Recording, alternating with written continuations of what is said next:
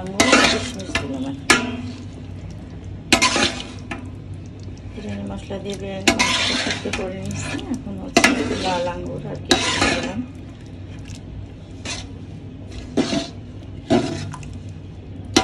মাংসটা প্রায় হয়ে আসছে, সিদ্ধ হয়ে গেছে।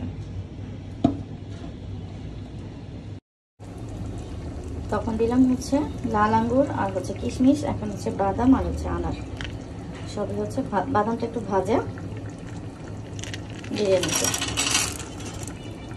ফ্রুটস সবজি বিরিয়ানি, ফ্রুটস আর সবজি বিরিয়ানি, একটু ফ্রুটস হালকা। আসলে এই যে আনারটা একটু টক টক, তো এটা একটু টক ছিল, টকটা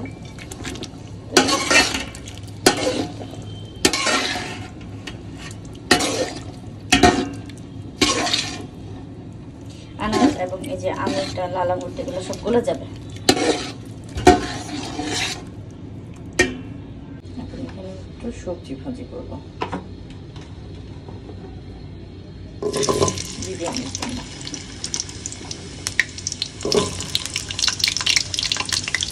সবজিটা হালকা একটু ভাজা দিয়ে নিলে তাহলে হয়, যেহেতু বিরিয়ানি ছিল। তো আমি তো কিছু বলতে কাটা দরকার ছিল, যেহেতু সবজি দিব। সবজি না দিলে আলুটা গোল গোল করে কাটা হতো, যেহেতু সবজি দিব এই জন্য সবজির সাথে একটু মিক্স করে তারপরে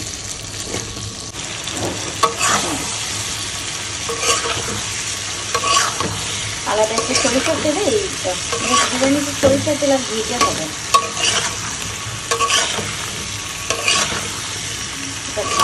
আলাদা একটু ভাজা ভাজা হলে তারপরে মাংসের সাথে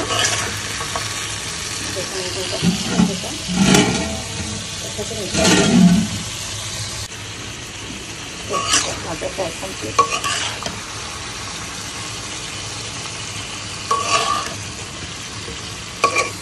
ভেজে দিলে কাঁচা কাঁচা গন্ধটা হয় না, মানে সবজিটা একটা কাঁচা স্মেল হয়ে যাচ্ছে না। একটু লাইট করে ভেজে দিলাম। এই যে সবজিটা এটাতে ঢেলে দিয়ে একটু পানি দিয়ে দিচ্ছি।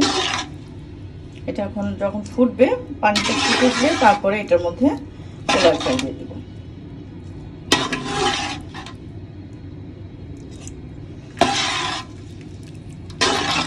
আমি 2 কেজি পোলার চাল, 2 কেজি গরুর মাংস আর সেই সাথে সবজি নিয়েছি।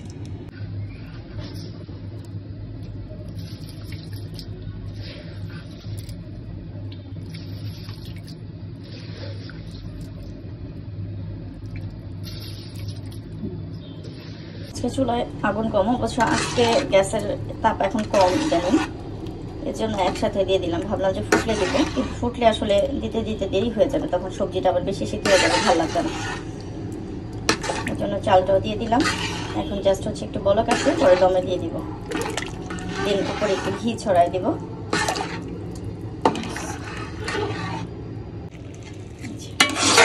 শুকায় আসছে, না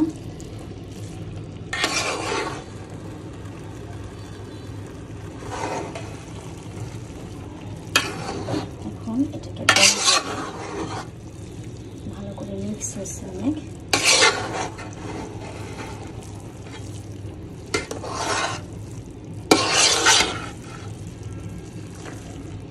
একটু করে তারপর দমে দিয়ে দিলে হয়ে যাবে। কারণ আর যদি পানি দিই এটাতে, তাহলে কি হবে, একদম আমি জানি মানে নরম হয়ে যাবে, নরমটা আবার ভালো লাগবে না। তবে এই তেহারিটা সাধারণত একটু নরম হলে ভালো লাগে।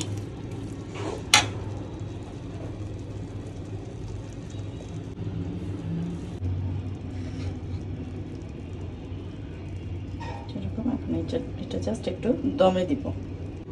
এটা হয়ে গেছে, এটাও সুন্দর হয়েছে অনেক।